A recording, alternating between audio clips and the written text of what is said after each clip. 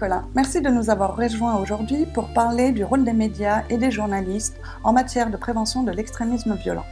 Ma première question, c'est quel est le rôle et quelle est l'influence que peuvent jouer les médias et les journalistes en matière de prévention de l'extrémisme violent ?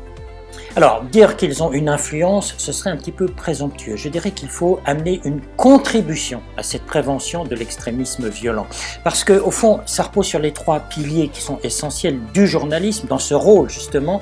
C'est d'abord la qualité de l'information, donc la vérification des faits. Et on sait qu'en matière d'extrémisme violent, c'est assez difficile sans céder notamment au sensationnalisme. Ensuite, je crois qu'il faut une capacité d'explication et de décryptage. C'est-à-dire, il ne suffit pas de dire il y a cette forme d'extrémisme violent, mais en quoi ça consiste, quelles en sont les racines, quelles en sont les causes.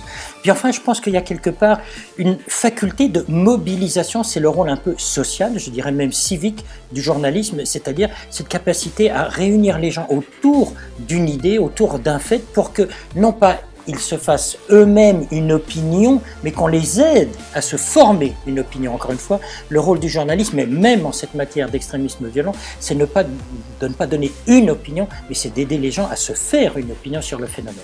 Et en matière d'extrémisme violent, c'est pas si facile que ça. Mais avez-vous les outils nécessaires pour 1. Fournir une information consolidée, 2. Des opinions éclairées, puis 3. Une approche globale face au terrorisme et à l'extrémisme violent ? Je ne crois pas qu'on puisse dire que la presse a tous les outils nécessaires. D'ailleurs, je me demande quels sont les composants de la société qui ont tous les outils pour expliquer. Mais effectivement, on a des outils qui sont partiels, qui sont, je dirais, parfois fragiles, en tout cas empiriques. Mais quand même, on arrive petit à petit, en faisant ce travail de regroupement d'informations, on finit quand même à avoir cette capacité, j'allais dire, de synthèse, car c'est ce qu'il faut dans ce domaine d'extrémisme violent. Il faut dégager les idées fortes et pas simplement se contenter, je dirais, des excès, notamment des excès visibles par l'image. Il faut faire très très attention à ne pas banaliser toute cette violence. Alors ces outils, oui, on commence un peu à les maîtriser. Ça n'est pas évident.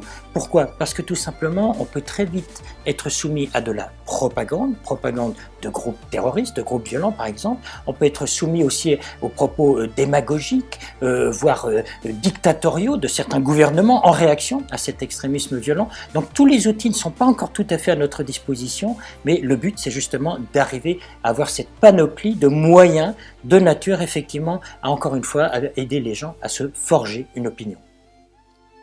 Merci beaucoup Xavier Collin pour vos éclairages. Je me réjouis de continuer de parler de ce sujet avec vous plus en détail, ainsi qu'avec tous ceux qui le souhaitent, sur notre forum de discussion, dont le lien s'affiche sur votre écran.